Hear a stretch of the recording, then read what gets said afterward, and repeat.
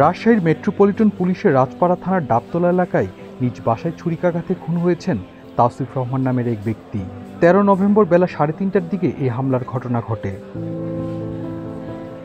খুন হওয়া তাওসিফ রহমান রাজশাহী মহানগর দায়রা জজ আদালতের বিচারক আব্দুর রহমানের ছেলে।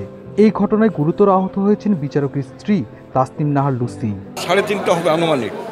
ওই সময় ওই দুই ছেলেকে ওই ডেড মানে ওই ফ্লোরে পড়া অবস্থায় দেখছি। তাদের কোনো রক্তাক্ত অবস্থায় কোনো নড়াচড়া নেই। আর ম্যাডামও আসছে খুব রক্তাক্ত অবস্থায়, পরে বারান্দাতে পড়ে যাচ্ছিল, তখন আমি ধরে নিয়েছি। ম্যাডাম যেভাবে বললো পূর্ব চোখ পরিচিত, নাহলে সেই ঠিকানা কোথায় পাবে, কীভাবে জিডি করবে। দারোয়ান ছিল, দারোয়ানকে বলেছে ম্যাডাম নাকি দেখা যেতে বলেছে। এখন দারোয়ান কীভাবে এখন যে শিওর করেছে কি না তা তো জানি না। বাসায় ঢুকে হামলা ও খুনের অভিযোগে লিটন মিয়া নামের এক যুবককে আহত অবস্থায় আটক করেছে পুলিশ। তাকে এবং বিচারকের স্ত্রীকে রাজশাহী মেডিকেল কলেজ হাসপাতালে ভর্তি করানো হয়েছে। বিকাল 3:30টা নাগাদ এই ঘটনাটি আমাদের জরুরি বিভাগে আসে। তো তাৎক্ষণিকভাবে আমরা বিচারক মহোদয়ের যে সন্তান তাকে আমাদের কর্তব্যরত চিকিৎসক পরীক্ষা নিরীক্ষা করে মৃত ঘোষণা করেন এবং পরবর্তীতে তার লাশ ময়নাতদন্তের জন্য মর্গে প্রেরণ করা হয়। এবং বিচারক মহোদয়ের যে স্ত্রী, ওনাকে আমরা গুরুতর জখমী অবস্থায় পাই। ওনাকে তাৎক্ষণিকভাবে সার্জারি ওয়ার্ডে চিকিৎসাধীনের জন্য ভর্তি করা হয় এবং পরবর্তীতে ওনাকে অপারেশন থিয়েটারে নেওয়া হয়েছে। এখন উনি অপারেশন থিয়েটারে আছেন এবং ওনার অবস্থা আশঙ্কামুক্ত নয়।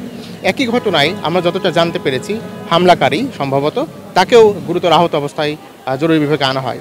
তাকেও আমরা সার্জারি বিভাগে চিকিৎসাধীন করার সকল প্রক্রিয়া সম্পন্ন করেছি, তাকেও অপারেশন থিয়েটারে নেওয়া হয়েছে। এই হলো সার্বিক অবস্থা। এই ছেলেটা ওনার মিসেসের কাছ থেকে টাকা পয়সা চাইতো এবং উনি মাঝে মাঝে সাহায্য করতো, কিন্তু রিসেন্টলি সম্ভবত এই ডিমান্ডটা বেড়ে গেছে। বেড়ে যাওয়াতে উনি হয়তো টাকাটা আর আর্থিক সাহায্যটা করে না। তো না করাতে ওনাকে হুমকি দিচ্ছে এবং একটা জিডি করছে। উনি ওই জিডিটা করছে সিলেটে জালালাবাদ থানায় জিডি করছে। বাদী ছিল ওনার ওয়াইফ। ওনার একটা জিডি করছে। জিডিতে কথাগুলো বলা আছে যে সে তার কাছে টাকা পয়সা চায়, এখন না দিলে সে হুমকি দিচ্ছিল।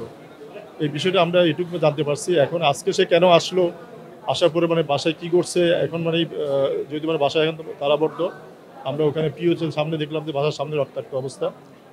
আর এটা মানে একটা মানে প্রাইভেট বাসা, ওখানে সিভিল সিকিউরিটি ছিল।